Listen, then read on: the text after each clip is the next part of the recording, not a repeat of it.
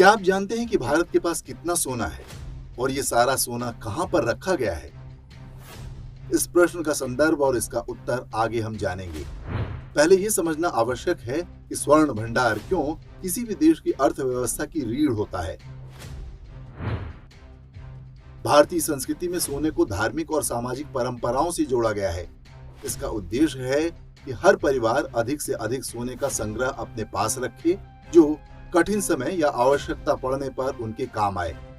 ये एक प्रकार की आर्थिक सुरक्षा है जो पारंपरिक रूप से भारतीय समाज में चली आ रही है।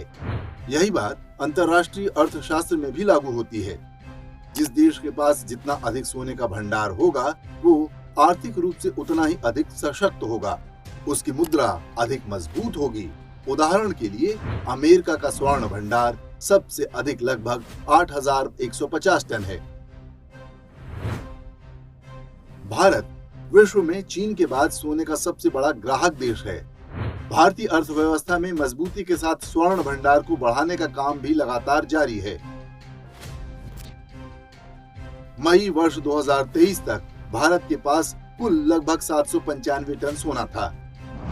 वर्ष 2018 से 2023 के 5 वर्ष में भारत का स्वर्ण भंडार 40% बढ़ा है।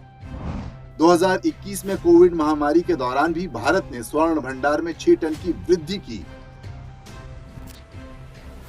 आपको ये जानकर आश्चर्य होगा कि हमारा आधा सोना विदेशों में रखा है।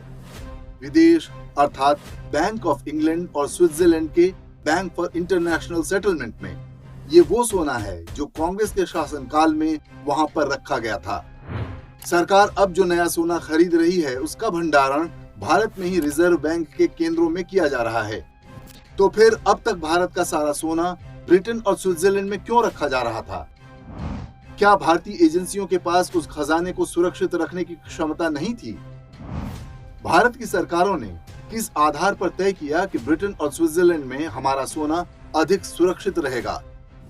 भारत का सोना जिन दोनों बैंकों में रखा गया है, उनका रिकॉर्ड बहुत अच्छा नहीं रहा है।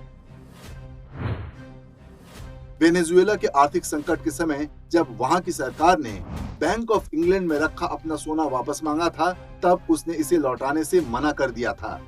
माना जाता है कि बैंक ने अमेरिकी सरकार के दबाव में ऐसा किया था ताकि वेनेजुएला पूरी तरह बर्बाद हो जाए। इसी प्रकार मार्च 2019 में बैंक ऑफ इंग्लैंड ने रोमानिया द्वारा अपने यहाँ जमा कराया गया सोना भी लौटाने से इनकार कर दिया था। लीबिया के तानाशाह मुअम्मर गद्दाफी ने अपना कई टन सोना बताते हैं कि बैंक ऑफ इंग्लैंड में ही रखा था। उसकी हत्या के बाद ये सोना कहां गया, कोई नहीं जानता। भारत वो देश है जिसका सोना सदियों तक लूटा गया है।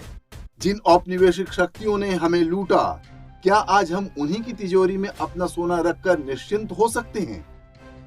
क्या गारंटी है कि ये ईसाई देश आने वाले समय में इस स्वर्ण भंडार का दुरुपयोग भारत को ब्लैकमेल करने के लिए नहीं करेंगे? वर्ष 1991 में जब भारत के पास आयात के लिए विदेशी मुद्रा नहीं थी, तब 46 टन सोना इसी बैंक ऑफ इंग्लैंड के पास गिरवी रखना पड़ा था।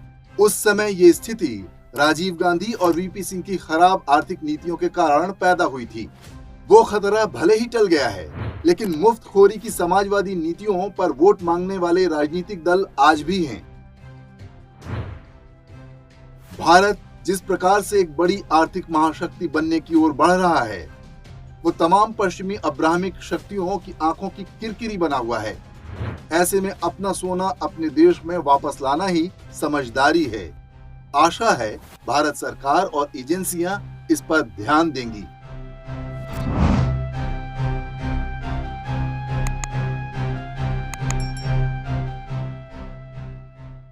इंडेक्स ऑनलाइन के वीडियो समाज को समर्पित हैं। आप इनको डाउनलोड करके जैसे चाहे वैसे प्रयोग कर सकते हैं। चाहे तो आप हमारे टेलीग्राम चैनल से जुड़ सकते हैं। वहां सारे नए पुराने वीडियो आपको मिल जाएंगे। हमारे सोशल मीडिया लिंक हर वीडियो के डिस्क्रिप्शन में होते हैं।